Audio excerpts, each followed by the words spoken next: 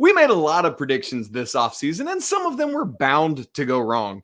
But if you had told me before the season started that Carolina would get out-rebounded in their opening night game against UNC Wilmington, I would have straight up laughed at you. What other surprises were there on opening night? Let's talk about it.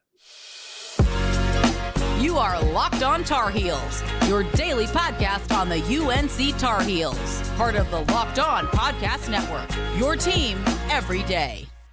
Hey there, it's Wednesday, November 9th, 2022. Welcome into the Locked On Tar Heels podcast, the only daily North Carolina show out there. I'm your host, Isaac Schade, and joining me as he does every Wednesday is this guy right here, Coach Pack Kilby. And we want to thank you for making Locked On Tar Heels your first listen or your first watch every single day. Please don't forget, we're free and available anywhere you get podcasts. So you can subscribe right now to make sure that you don't miss a second of your team every day. This episode of Locked On Tar Heels is brought to you by Sling TV. Don't miss this weekend's matchup between the Tar Heels and Wake Forest. Huge ACC game right on ESPN2 on Sling TV. It's the TV you love for the price you love. Try it today. All right, folks. So not only did the men start earlier this week, but today, Wednesday, is the women's team, the women's basketball team, first game of the season. Tonight, 7 p.m. Eastern time versus Jackson State, ACC Network Extra, or better yet, go see them live in Carmichael. So what Pack and I are going to do today is exactly kind of what I talked about off the top. The classic fandom is to completely 100% overreact to everything that happens in one game, and in particular, the first game of the season. So what we're going to do is look at what things did we talk about this offseason that actually came true? What things did we talk about this offseason that did not come to fruition, for good or for bad? They were just different. And then after all of that, on a scale of 1 to 10, what are things that we're super concerned about 10, or like, I'm not worried about that at all at a 1? So that's what we're going to do today, starting with what preseason predictions actually came true. And so, Pack, I'd love to hear what you think about that. Yeah, well, the first thing that I think we predicted that came true was that our defense is solid. And to me, that's a great baseline for us. If we're going to start somewhere, let's start there. Let's be good defensively. Defense travels. So what that means is, hey, shots aren't always falling. So as they didn't.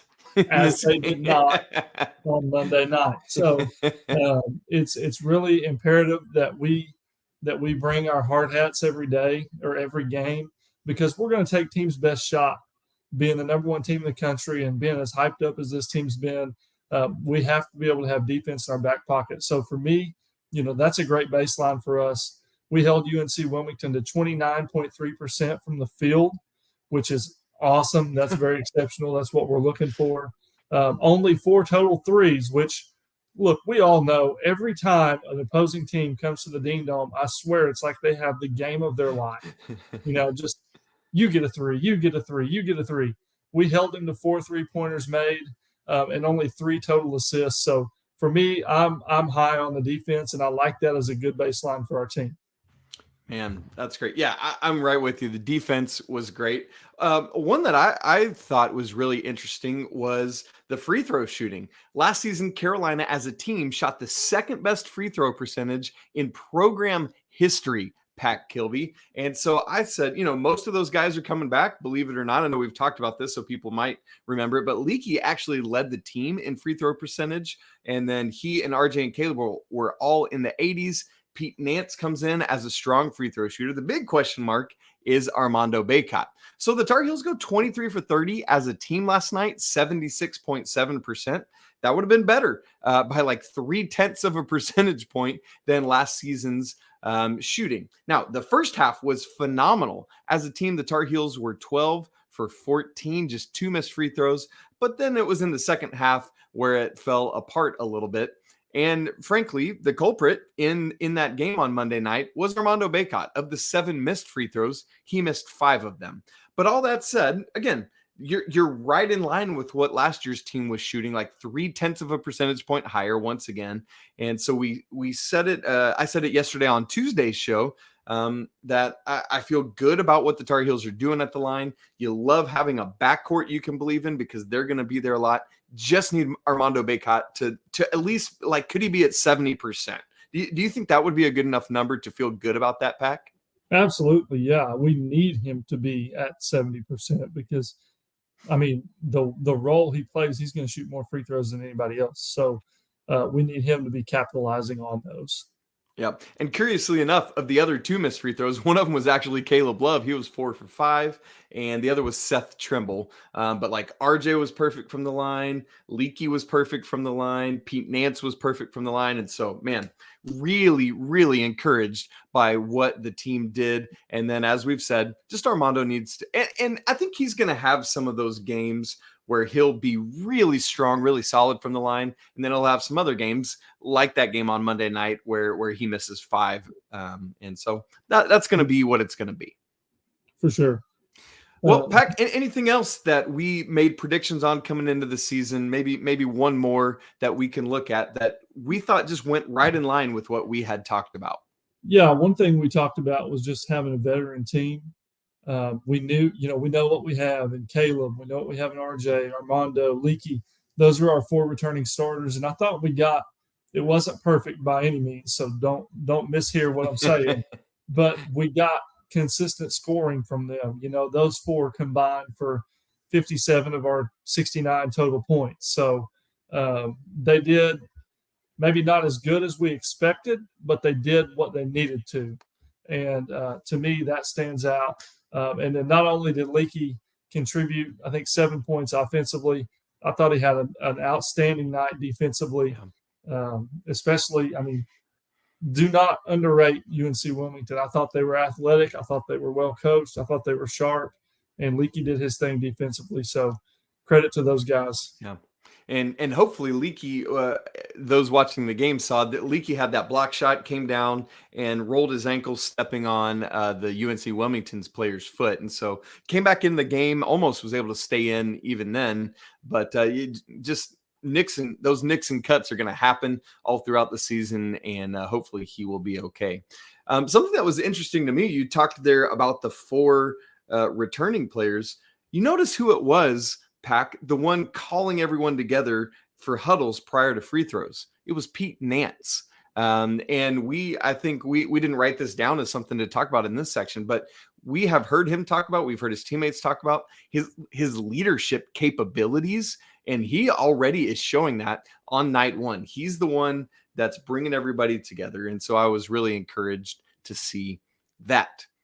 Well, next we want to get into things that we saw that we did not expect to see based on preseason projections. We're going to talk about all of that in just a second, right after I tell you about SimpliSafe. And today's episode is brought to you by SimpliSafe.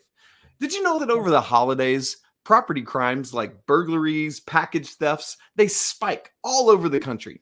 And that's why our friends at SimpliSafe Home Security are offering 50% off their award-winning security system so that more families can feel safe and secure this upcoming holiday season.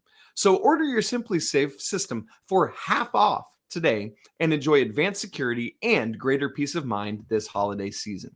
Now, here's why I love SimpliSafe. It was named the best home security system of 2022 by U.S. News and World Report. It's the 3rd year in a row for that. You love the consistency of them being in that running. For me, that's because of the ability to monitor everything from my phone. In an emergency, 24/7 professional monitoring agents use Fast Protect technology exclusively from SimpliSafe to capture critical evidence and verify that a threat is real so you can get priority police response when it's needed.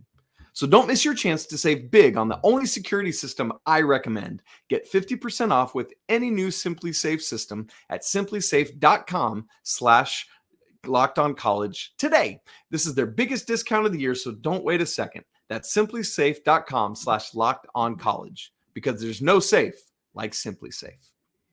All right, Pac. So, we started by patting ourselves on the back. Here's what we did really well. Now we got to take some L's. What are the things where we just missed it in the offseason, at least in terms of how it played out in game one?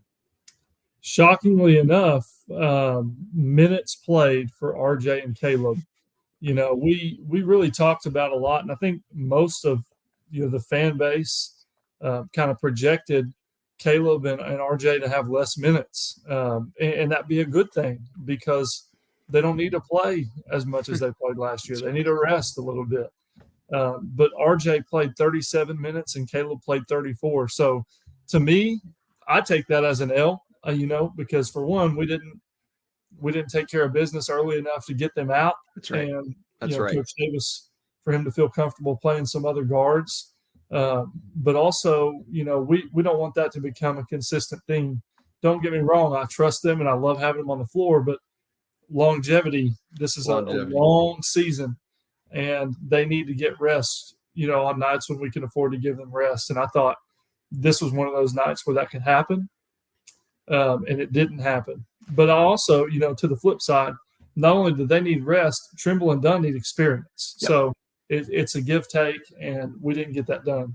Well, and here's what's interesting to me about it. I'm looking back at, you mentioned Trimble and Dunn. I'm looking back at their minutes right now. Seth Trimble played 15, DeMarco played 14. And so it almost feels like that. I mean, if you had asked me, I probably would have said, like 15 to 20 for Trimble and maybe 10 to 15 for Dunn, which Dunn's minutes, I mean, that's one we definitely missed the mark on going back to his preview show that we did. But I think almost Armando's foul trouble played a role in that, because we saw that 3 and it's sometimes 4-guard lineup where Love, Davis, and Trimble and Dunn are all in together at the same time, which was a lineup I loved, by the way. Can't wait to see that more. Mm-hmm. And so we got to figure, I mean, as for the other 3 starters, Armando played 28. A lot of that is foul trouble. I think he would have been up in the 30s. Leaky played 29. Pete played 34. And so the question is, what happens beyond that? Because beyond the starters, Trimble and Dunn, Tyler Nickel played 6. Dontrez Styles played 3. And so, yeah, that is an L, and hopefully something that was just a one-off issue. One thing to consider there, and maybe keep your eye on moving forward, if Puff is healthy, do Trimble and Dunn have as many minutes as they had? Because I don't know that we get that guard heavy lineup with a healthy Puff Johnson. We may at least as much, right? Yeah, man, interesting. Well, okay, the next thing that we I said this in the cold open. Carolina was out rebounded by the UNC Wilmington Seahawks 37-32. And oh boy, howdy, I did not see that coming from a million miles away. The Tar Heels, if my memory is correct, were out rebounded only 3 times all of last year. And it was in big losses. It was like Kentucky, I think the first Duke game, and one of the other non-conference losses. I want to say it was probably Purdue or Tennessee. But legitimately, it was only those 3 times. And you saw it as this game unfolded. It's like, the way Carolina is behind and the way things are going with this rebounding, they're not going to be able to catch up and get back ahead of UNC Wilmington on the glass. And quite frankly, that's got to change. Yeah, to me, it's inexcusable. It's rebounding is, while yes, size and athleticism plays a part in it, a lot of it's just toughness and heart and effort and, putting a body on somebody and making sure, hey, I might not get the rebound, but he's definitely not going to. Yeah, at least box out to let a teammate get it. Yeah, I like that. Yeah, and, man, I just didn't feel like we did a very good job of that. I would expect that Friday night against the College of Charleston is a much better rebounding night, because I think Coach Davis is going to really drive that point home. Carolina should never lose a rebounding battle, let alone to a team that is inferior to us as far as size and athleticism goes. So that just means we got outworked, and that's got to change. Absolutely, it does. Well, Pac, what else? Any other things we noticed that were just not what we hoped or expected, either good or bad? Yeah, to me, just the lack of Nance being featured on offense shocked me, slightly concerned me, to be honest with you. I don't know, maybe going into it, I thought, hey, Carolina's going to maybe force feed him a little bit, just try to get him comfortable and try to get him going early. He only took 3 shots in the whole game, 0 for 1 from the three-point line, which I know has been a concern from a lot of people after the exhibition. Yep. We don't know, none of our questions were answered because he didn't take a high enough clip of threes for us to have an answer. So to me, it's just something, keep your eye on it. Is he going to become more prominent? And, you mentioned earlier, he had great leadership in the huddle. He was a great communicator on the court. Yep. And that stands out to me because I didn't think he played particularly well. But he was still level-headed, and he still was a leader. And that kind of tells me that it's going to work out. It's going to be all right. He's going to find a way to fit in. Over time, the team's going to start to gel, and we'll see him succeed more. But to me, it stood out as a concern early on.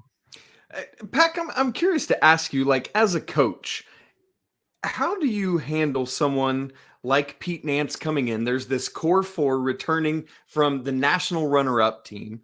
And I know Pete Nance, this is now his 5th year in college. He's been around basketball his whole life. His dad was in the NBA. His brother's currently in the NBA. Like, even still, can nerves still play a role in him having a performance like this in his first game? Like, playing in the Dean Smith Center and the pressure that goes under, the pressure that this team is under this year, that's a little slightly bit different than playing for Northwestern. Yes, there's no question about it. Nerves, for anybody that cares, nerves is going to be a factor. And, a lot of times when that ball tips off as a player, those nerves kind of go away. But also for some people, they don't. And it takes it's a matter of time before they get comfortable. And it's a matter of preparing so well and working so hard that you can't help but feel comfortable. And he seems like such a hard worker to me, and such a guy that's going to prepare and put himself in the best position to succeed. And obviously we know the coaching staff will too. So I think that those things will work themselves out over time. The more he plays against opponents with the core 4, and this same principle goes for the young guys we have coming off the bench. The more they play, the more comfortable they get, the more they'll gel, the more chemistry you'll see, and those things will work themselves out. That's just, to me, it's just a matter of time before that happens. Yeah. Okay, good. I love it. Well, let me share just in passing before we move along a couple other things that happened that we would never have expected. The first one for me, I don't know why I'm the most disappointed about this one, but it's the one that I've been hoping would happen the most this season, is that Armando Bacot did not get a double-double in this game on Monday night. Fell literally 1 rebound shy. And so Armando finishes with 16 points and 9 rebounds. You got to think if there wasn't that foul trouble, he picks up that 10th one and starts his season off with a double-double. But if he wants to break that record shared by David Robinson, and himself for the NCAA single season double-double record, he can't be doing that very often. So it'll be interesting to see, again, like you said, what happens against Charleston on Friday night. Next thing, only 4 assists for this team. That is mind-blowing to me for a team that shared the ball so well in the NCAA tournament last year, that has some great distributors, not just in Love and Davis, but in Pete Nance, who is the one that led the team with 2 of those 4 assists, and with Trimble and everything he can do. And so I expect better days are ahead there, but still, concerning. And by the way, they only had 9 turnovers, so that is encouraging for a team that plays at Carolina's speed. It could have been lower than that. Sorry, not to cut you off. Could have been. Sloppy ones. Yes, that's the thing. Even though there were few, some of the ones that there were sloppy. I'm right with you, Pac. And then the last thing, a lot of people are saying, oh man, Carolina only hit 2 threes, one by RJ, one by Caleb. But what's even more crazy to me is that Carolina only attempted 10 threes. The fewest they attempted all of last season was 13 threes. This is perhaps the most shocking number to me for a Hubert Davis coached team. Crazy stuff there. Well, before we finish up today, Pac and I want to play the old classic game of, all right, here's a stat or here's a fact.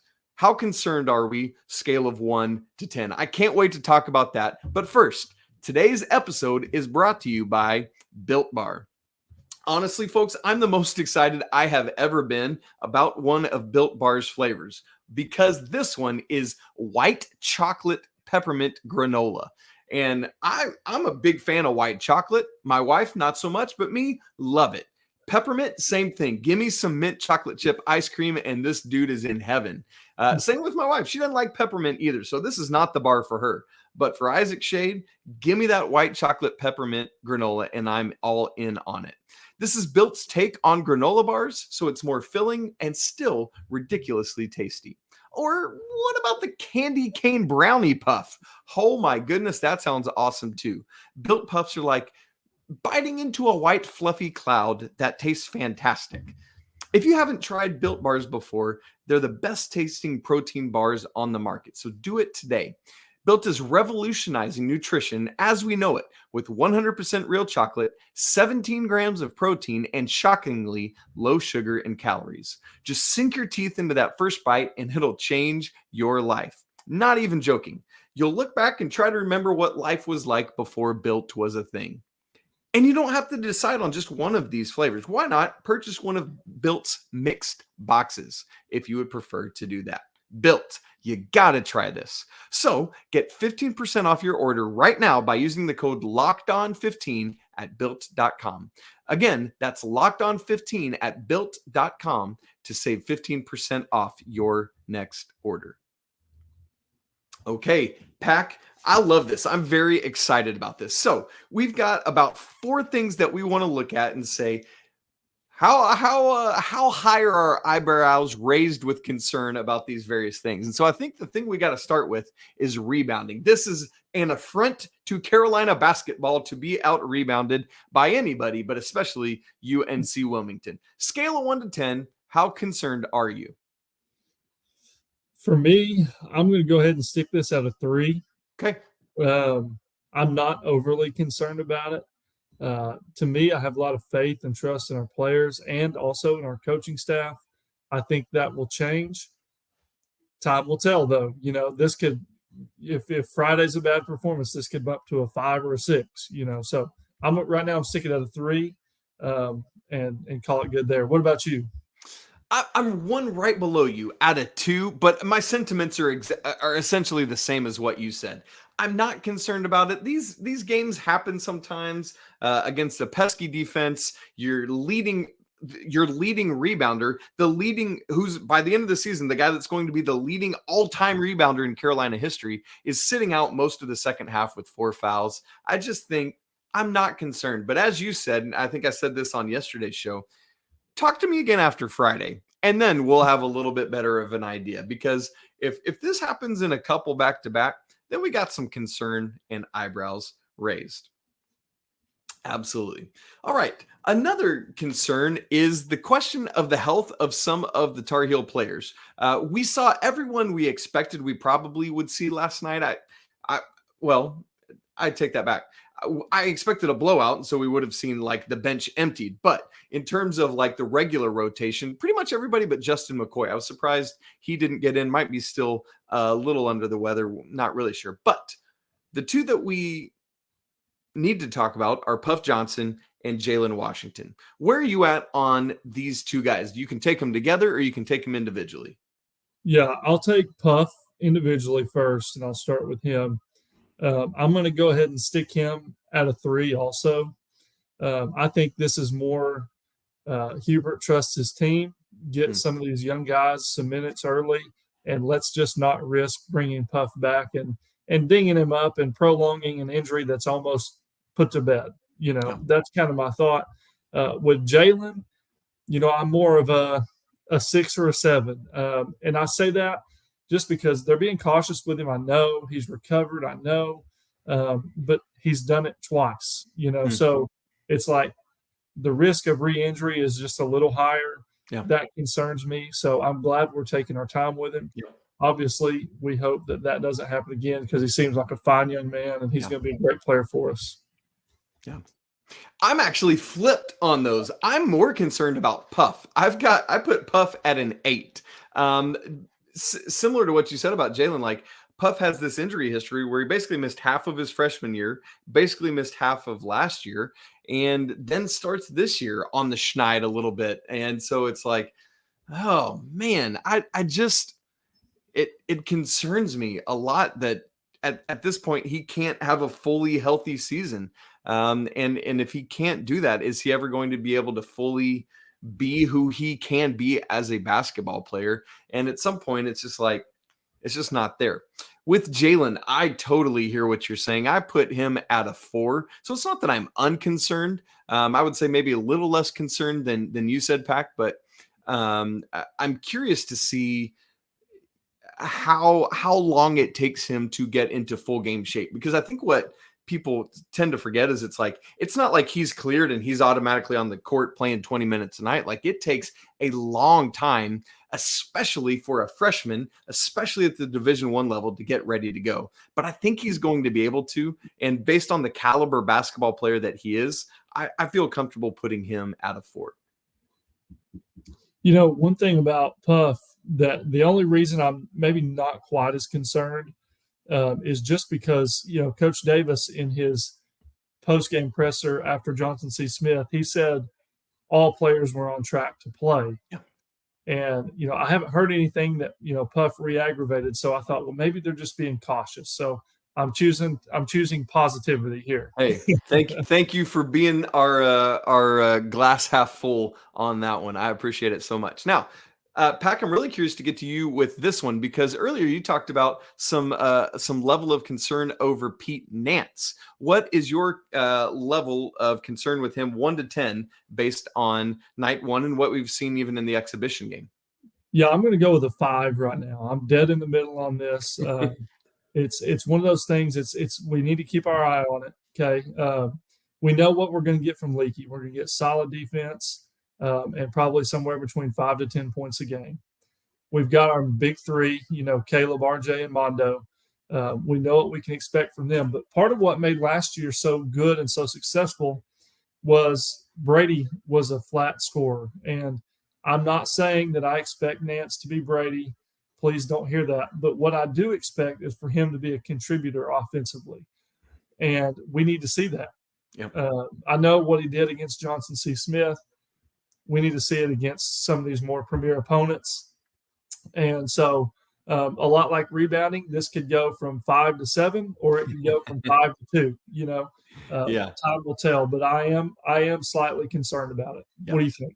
Yep. I'm like just a little bit south of you. I'm going 4. I just need to see a bigger sample size with it, but there is he's not going to be the scorer Brady was. And so that makes, I don't think it means Mondo, Caleb, and RJ have to take more of that on, but it means other people do. We need more bench depth, and that is an area where I still continue to be a little concerned. Very quickly, Pac, let's finish up just like one sentence on it. Overall offensive efficiency. We felt better about the defense last night. Where are you at on overall offensive efficiency? I'm at a 4. UNC Wilmington had 7 months to prepare for this game. They gave us their best shot. Yep, absolutely. I said short-term 5, long-term 1. This is a team, it always just takes some time to gel. They're going to get there. They're going to do it just like they did last year. Boy, Pac, that is fun to chat about all this. Game 2 coming up Friday night, College of Charleston. We'll see what changes there are in that game. But as for today, that's it for this episode. Coming up tomorrow, prep for that Wake Forest game we talked about earlier with Anthony Pagnotta.